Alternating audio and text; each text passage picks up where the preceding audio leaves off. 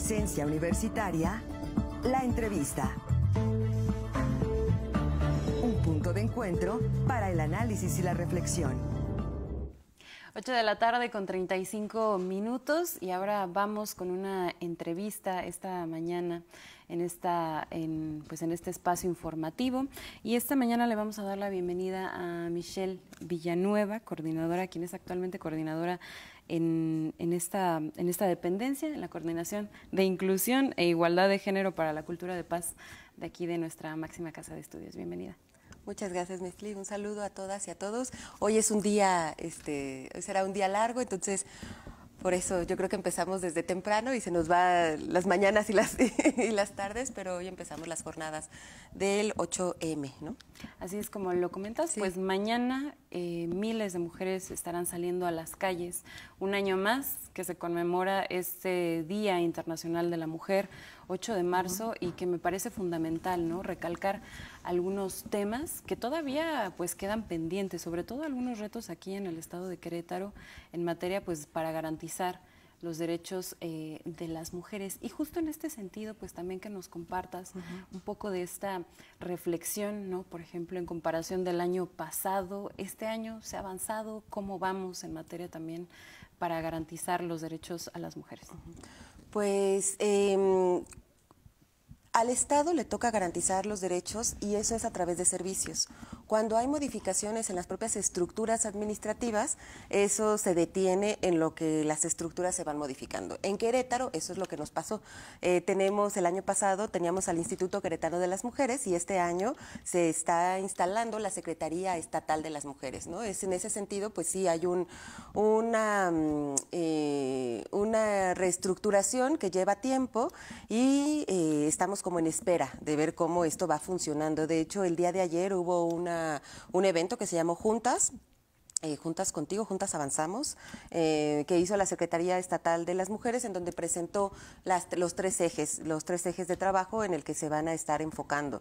Entonces, bueno, pues vamos a estar al pendiente, porque cada cambio, cada reestructura, pues genera, detiene, o sea, como que detiene el movimiento que se va desarrollando, y pues habrá que estar al pendiente de cómo esto va funcionando. Creo que todavía será necesario seguir teniendo, o más bien tener reuniones de trabajo con la actual Secretaria de las Mujeres, pues para que podamos ir identificando cómo está pensando algunas de las propias estrategias. De los tres ejes de manera general, el primer eje tiene que ver con atención a la violencia contra las mujeres, el segundo es transversalización e institucionalización de la perspectiva de género, y el tercero está relacionado con la autonomía económica, si no me falla la memoria. Y bueno, en el sentido de la transversalización y la institucionalización, pues desde la administración pasada, desde que era el Instituto Queretano de las Mujeres, ya había algunas deudas pendientes que habrá que ver si ahora con esta reestructura se pueden estar saldando. Por ejemplo, se sigue pensando en las administraciones, no solo en la estatal y en la municipal, que al crear estas estructuras de las mujeres, le toca a estas estructuras atender todos los temas de las mujeres. Y entonces se vuelve un embudo en el que en una misma instancia quieren atender los temas de violencia, los temas de participación política, los temas de participación económica, los temas de necesidades en el hogar, los temas de necesidades laborales, o sea, todo en una misma ventana para más del 50% de la población.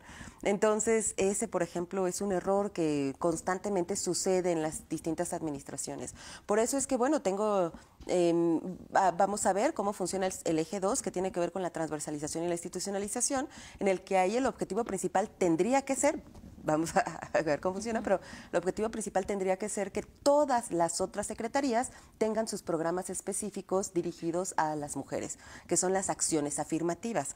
De esta forma no se genera este efecto embudo en la política pública y entonces podríamos garantizar el acceso a los derechos de las mujeres. Entonces, bueno, esperemos que esta nueva secretaría no ocurra lo que ha sucedido con las secretarías municipales o con la creación de las instancias en las que se cree que una sola dependencia tendría que atender todos los temas competentes a las mujeres, porque las mujeres somos diversas, no todas las mujeres estamos en la misma situación ni tenemos la misma necesidad, por lo tanto tiene que haber programas específicos en Secretaría del Trabajo, en Secretaría de Salud, en la Secretaría de Educación, en la propia Secretaría de Finanzas, o sea, cada una de todas las secretarías tiene que tener acciones afirmativas a favor de las mujeres. Entonces, el reto sigue estando presente, la transversalización no se ha logrado, no se ha concretado, y el tema de la atención a la violencia contra las mujeres todavía es un tema muy sensible en el Estado, en el que requerimos pues que continúen con la profesionalización en la Fiscalía, en la propia Secretaría de Seguridad estatal, ¿no? O sea, se requiere que ahí sea en donde se esté atendiendo de manera integral, porque son las que están facultadas para hacer la atención integral de la violencia, que ahí sea donde las mujeres puedan encontrar un espacio digno, ¿no?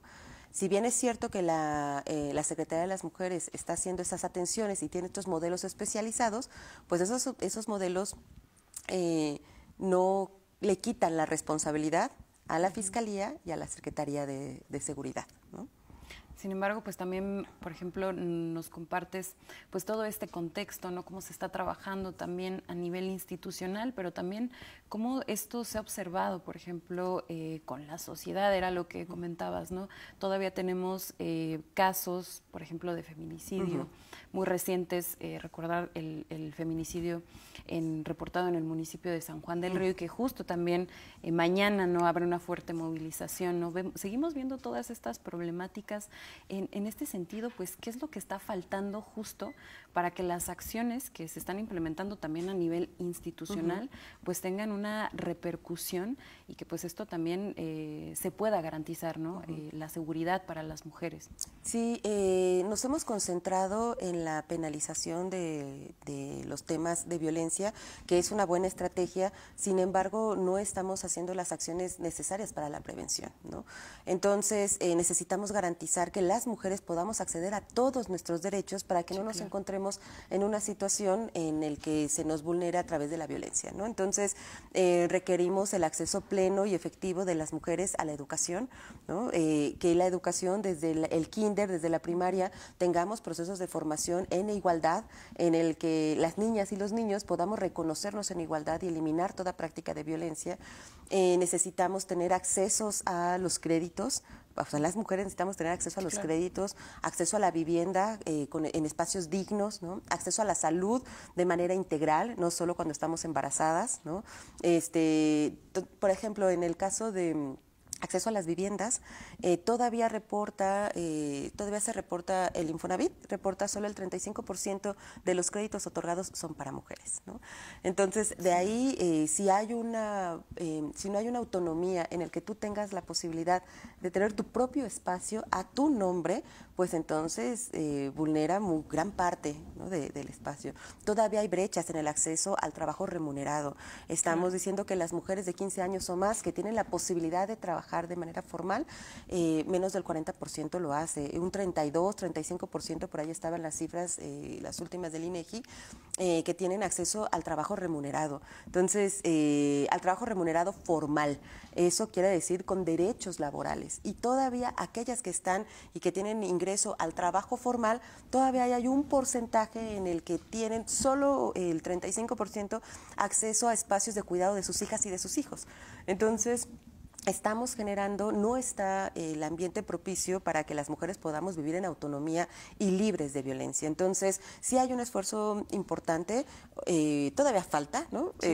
Para que puedan estar haciendo las atenciones adecuadas en la Fiscalía, las atenciones de primeros respondientes de manera adecuada en la Secretaría de Seguridad, ¿no? Pero siguen sin darse cuenta que tenemos que garantizar muchos más derechos para no llegar a la atención de la violencia contra las mujeres. Tenemos que generar acciones de protección desde las infancias y las adolescencias. El tema de la autonomía en el cuerpo de las mujeres, de las niñas y de las jóvenes, ¿no?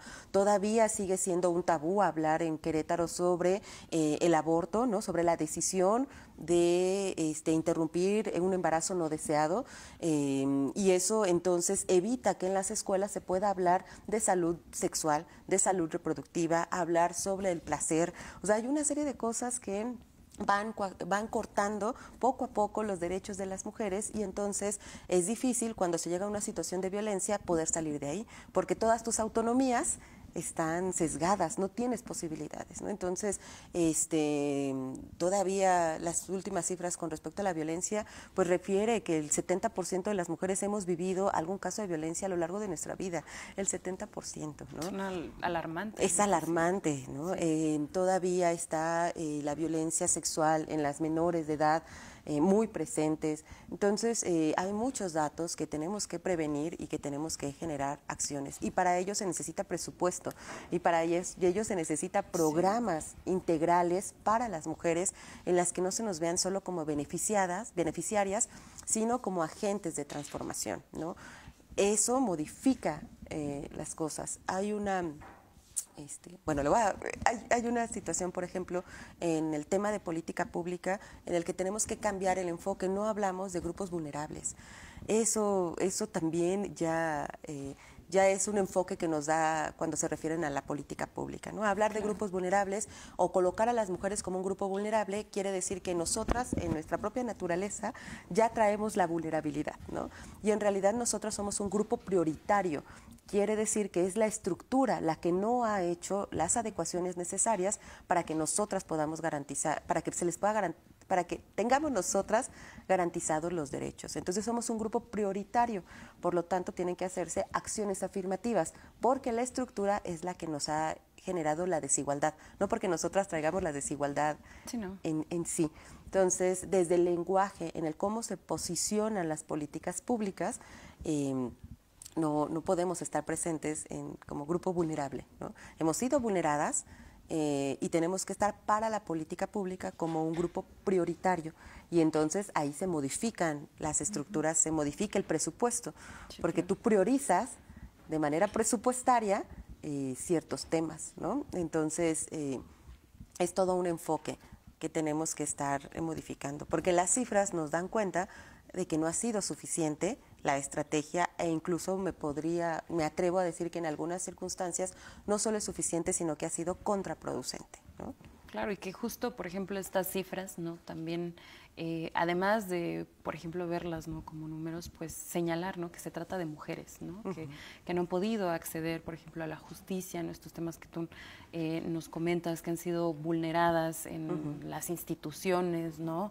Y también que, pues, son mujeres que tienen una familia, mujeres que quizá ya no regresaron a sus casas, ¿no? Y justo en este sentido, ya nos compartías parte de lo que hace falta que se mencione, ¿no? En las leyes.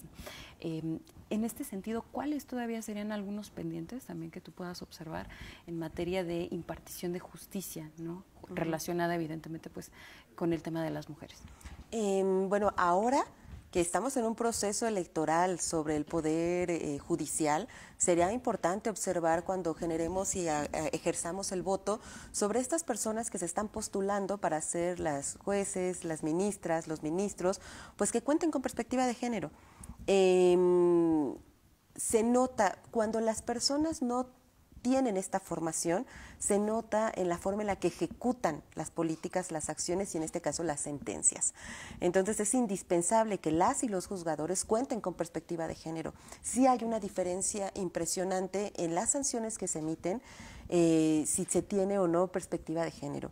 Pensar, por ejemplo, cuando estamos hablando en el tema de los divorcios, ¿no? O en el tema de la generación de las pensiones alimenticias, pensar que 200 pesos a la semana son suficientes, por ejemplo, para mantener la vida, ¿no? De las infancias, pues eso da cuenta que no se tiene, que nunca se ha cuidado a una niña o a un niño de manera individual, pero también que no se da cuenta de todos los trabajos que implica ese cuidado, ¿no?